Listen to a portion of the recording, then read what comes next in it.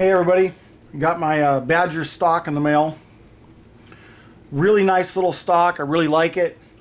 It's got a hollow area in here where you can store extra magazines, ferro rods, fishing kits, whatever you want. Very nice, lightweight little stock. By the way, everything's been checked, it's all empty.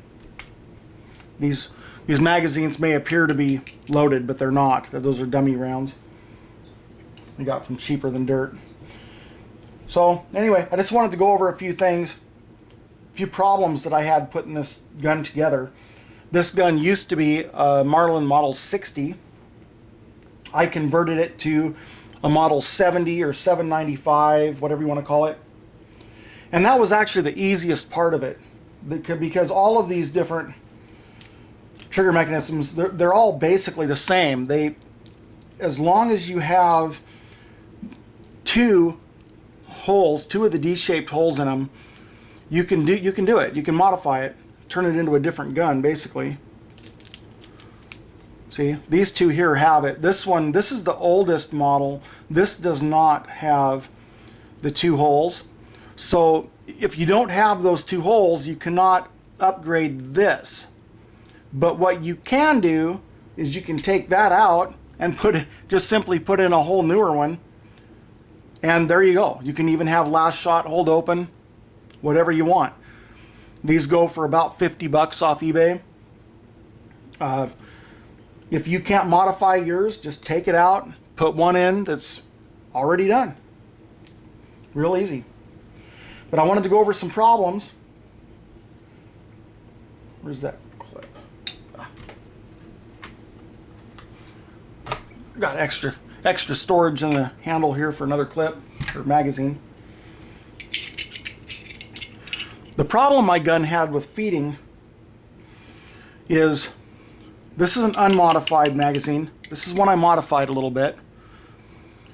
See how the bullet sits up higher in this one? Well, what was happening is as the bolt was coming forward, this part of the bolt right here was catching on the bullet underneath of the one that was being fed into the chamber, and it was causing this. It was causing all of this gouging,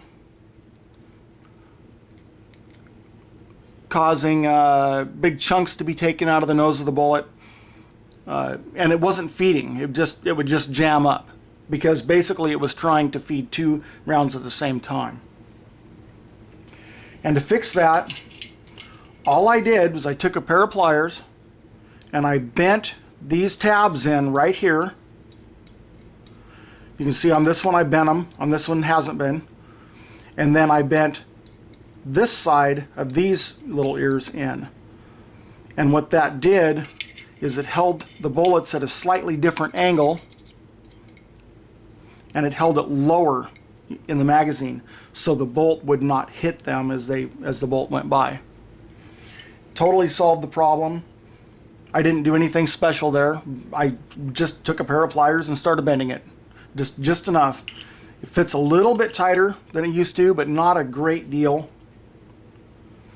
But it just keeps it lined up better as it comes out.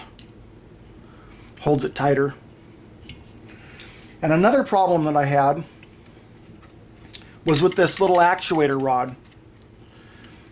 The way they have this bent, I'm not sure why they do that exactly, but the way they have it bent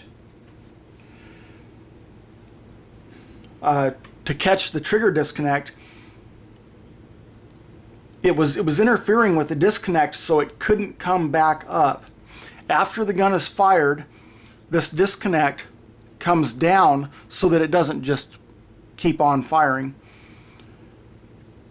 But it was that actuator rod, I'll call it, was binding the disconnect in such a way that it couldn't come back up into position so it could be fired again. So that had to be bent just a little bit too.